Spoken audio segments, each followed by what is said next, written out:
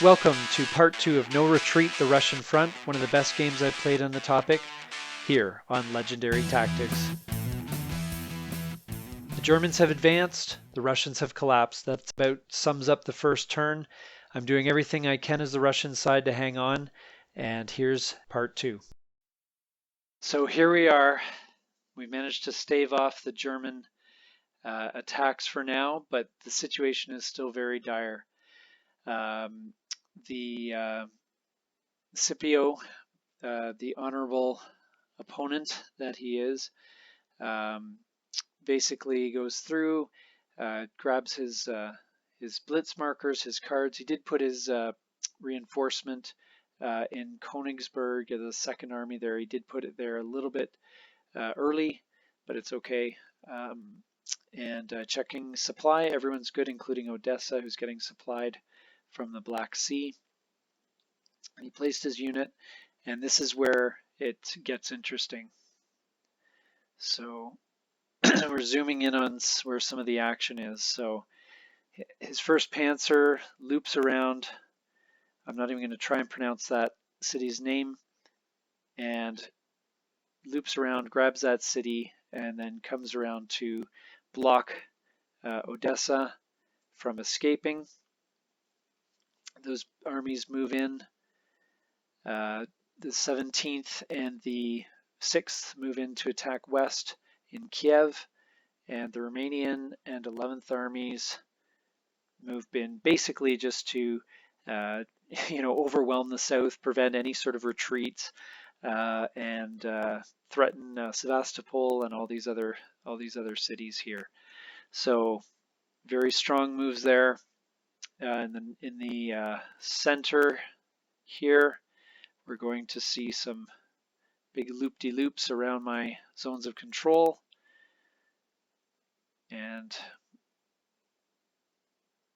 coming in to threaten me on both sides. So these two guys here, west and central, are now being threatened by the 4th Army. There's a supply line that can be traced through central and out to Kharkov and then back to our side, but again, just threatening that area, and we have no way of cutting off the German piece there. It's one of the things that, in this game is challenging for the Russians in the early going, especially the first few turns, is the Germans really have unlimited, unfettered kind of access. And you can see how, if it hadn't been in history, if it hadn't been for the weather, this war could have been over very quickly. The new unit sweeps around to trap my northwest unit in Riga. And so he declares his combats, which are going to be all over the place. And so after giving it some thought, I decided to try maybe a bit of a risky play, but I discarded a card to place a counter blow on that piece in the hopes that I would distract from the attack a little bit. And I'm still, again, I'm new at this game at this point, so still not sure if that would be a recommended move. But I figured that basically, if I didn't do that, this piece was going to get cut off anyway, and so better to have it either destroyed or shattered or just forced to retreat, and when it is in supply, because at the moment, if this battle goes the way it's looking like it will, then he's going to have that piece surrounded, and that's really not what I wanted. So I was thinking that would be a good move to get that counter blow in there. Even if he gets destroyed at this point, it's better than losing the victory point to have him die out of supply. So we begin these battles. First off, we'll start in Odessa. Now, if you add these up, you get 13 on my 3. So that's a 4-on-1, but there's one shift to the left defensive. It's a defensive shift for the city, so it would be 4-on-1 is actually 3-on-1. And so we roll on this, and of course he gets a 6. Defender destroyed, which means that my unit is going to go to the destroyed units box over here on the right, and we'll get him back, but we'll have to pay a card to do so. The other battles here, we're going to move on to the Battle of Kiev. Oh, sorry, just before we do that, he's going to move in with the Romanians, and he's going to do a little dipsy doodle with the Panzer because they had to move into the space after the attack, and then they did a U-turn and headed back to that city that I won't pronounce. Next up is the Battle of Kiev here. That is going to be 8 on 4, so I'm zooming in, zooming out here, but that's going to be 8 on 4 with a defensive shift. Now he's going to play a blitz marker to shift it back to the right, so that's going to remain a 2 on 1, and he's going to roll a 2, which is a counter blow. Not sure if that one's a good result for me or not, but basically that means on my turn I have to attack any units with a counterblow marker, even if I don't want to. It's a mandated attack. So I have the choice. I can either move away and kind of cede that territory to them, or I can hang in there and attack at low odds, which might generate a counterattack, which means he might be able to force me to retreat and continue to move on my turn and continue to advance on my turn, which might not be desirable either. So here with Smolensk in the center, he's going to play a card here, Erich von Manstein. This basically is going to allow him to double the strength of one unit. And looking at his units, you can see which one he's going to double. It's going to be the 2nd Panzer. So that goes up to 14. So 14 plus 6 is 20 on 5. So that's a 4 on 1. I get a defensive shift for the city, which he's going to cancel out with a blitz. So it's a 4 on 1. He rolls a 5, which is a defender shattered.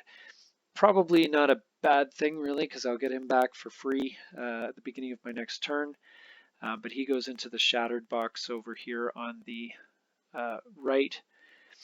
And then he is going to move in, and he's going to split up his panzers. He's got a clear road to Moscow as it sits, but hopefully we'll be able to bring back some reinforcements to gum up the works. Then up here in Riga, he is going to attack. Now this is 11 on 3, which is a 3 on 1, shifted once to the left for the city, but canceled out by the blitz, so it's a 3 on 1.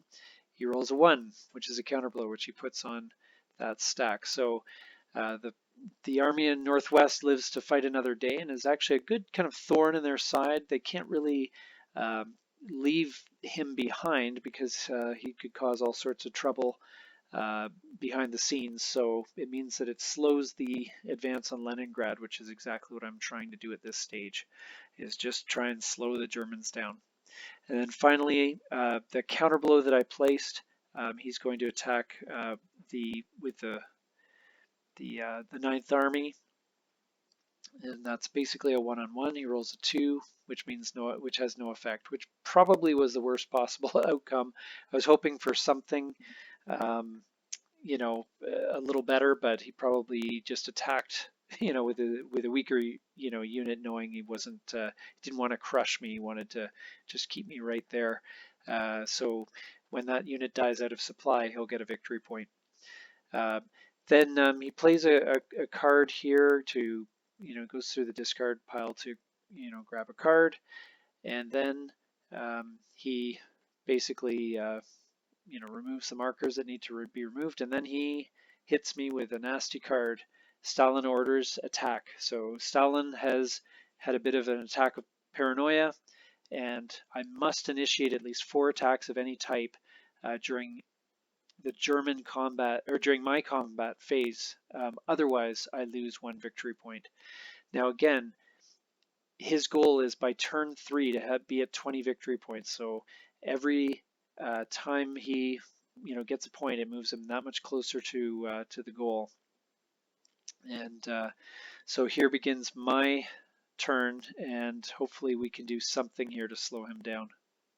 So all I can hope for now is to get maybe some good cards and have a little bit of luck to get out of this mess. So I do have some reinforcements coming along, and but the first order of business is actually to cancel the advance of this first Panzer. Now, if you notice in the card, it doesn't seem that Vassal didn't record the log file correctly. I know because I'm reading the chat, the event that was played. So it canceled that advance, gave me a little bit of breathing room so I could get central, the 5-3 down into that city with the unpronounceable name. And now drawing up cards. I'm going to check the supply. Of course, the Bryansk 3-3 there is out of supply. But I do have reinforcements. The shattered unit, the 5-3, comes back to Moscow. I pay to have the 3-3 back in Kharkov, and a couple of reinforcements in nearby cities to Moscow. So we have something of a group up there. So actually, I did change this move to here in a subsequent log file. I won't show you that because that's all it is. It's just me requesting that correction. And I moved that 5-3 down to retake that city, which again just slows him down. He's got to now get me out of that location. And I figured the best thing to do with this 4-3 west that was in Kiev was to move to the rail movement box so that counter blow did not have to happen. And I jumped the gun a bit here, put the attack there a little bit quickly before I was done my movement, and put my attacks down. And that's really the best thing I can do. I've got a bit of a shield up in front of Moscow now, and I've got kind of a loose. One of the things I really appreciate about this game is how you really do create a line in the sense of your unit zone of control. Everything is really finely tuned, so you can see the 5-3 down here in the south, blocks that little entranceway to get to Sevastopol, Kharkov, and then moving up to Kharkov, a unit can't sneak through the gap. They have to encounter one of the other of the units there, and there is a gap, basically leading through to, I'll try and say this correctly, but Voronezh, and so that's a problem. There's also gaps in the north as well, but really, all things considered, a line is beginning to form where, as long as we can hold that line, we should be okay. So I took the attack marker off this counterblow stack here in the north. The attack marker is, so the counterblow marker is the attack, so I didn't need to do that. Anyway, he surprises me by throwing down a card, and that allows him to make some moves with his panzers. He loves to use that card, and that unit that's out of supply has no zone of control, so he can move around that piece with a 4th Panzer, essentially leaving him for dead. And he pays to do a counterblow there to really, again, mess things up. He scores the victory point because I was not able to attack 4 pieces this turn. It's kind of one of those crazy cards that I don't. I think it's pretty unfair for the Russians in the early going. So, so basically, I'm going to have to counterattack these 2 pieces in the north, and I've committed to attack near Bryansk. But either way, I think that unit is pretty much done for. So the very first attack is up at the top here. It's a 3-on-3, 1-on-1. The terrain is not taken into account when it comes to counter blows. I roll a 4, which is a counter blow. So we'll see how that goes on his side. Then I attack the reserve on that fairly hefty stack. It's 4-on-8, which is 1-on-2. I roll a 2. Counterattack. So this is exactly what you don't want as the Russian side of these counterattacks, because it means he'll be able to strike back, possibly force my retreat, and then advance and continue to move even though it is my turn. So in Bryansk, not much I can do about this guy. It's basically 1 on 2.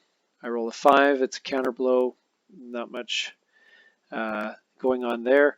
But that is the last of the attacks. So I'm going to have to take him to the surrendered units box. Unfortunately, he did not fare well. And that's a victory point for the German side. Other than that, the markers come off for the disorganized counters. I just need to wait for him to finish his counterattack in the north before I detrain. Scipio thinks this is a great idea, so he does a counter attack in the north here. This is a 8 on 4. Again, in this sort of situation, not much I can do about that. He rolls a 2, which is a counter blow. So just basically as I'm battling back and forth.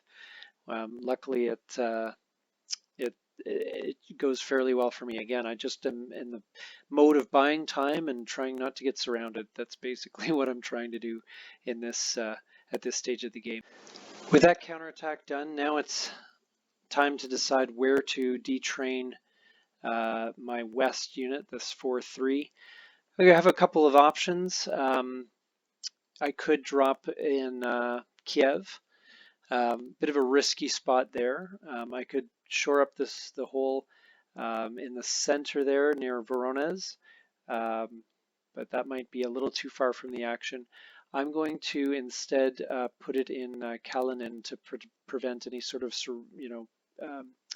anyone trying to surround Moscow and potentially threaten supply lines there. So I think that's the best spot for him.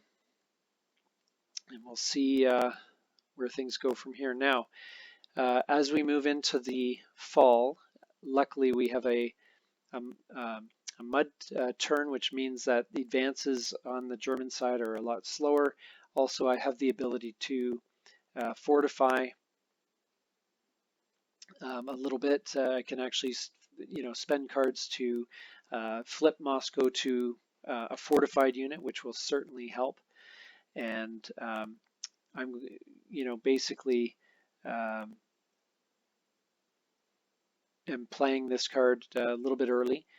Basically, to all defender retreat results are treated as an exchange, and this lasts for the whole combat phase, which is great because it means I don't actually have to retreat. It'll be a 1-for-1 trade, which at this stage of the game is really the best result for the Russians because it gives them the ability to damage those giant stacks of German units and potentially slow their momentum. So here things stand at the beginning of German turn 3, and the Germans have made it quite far into Russia at this point. I can only hope at this point that's the reinforcements that I get and the weather manages to stop and hold the Germans, and eventually I can begin to turn this tide. Thank you for watching. Please like and subscribe.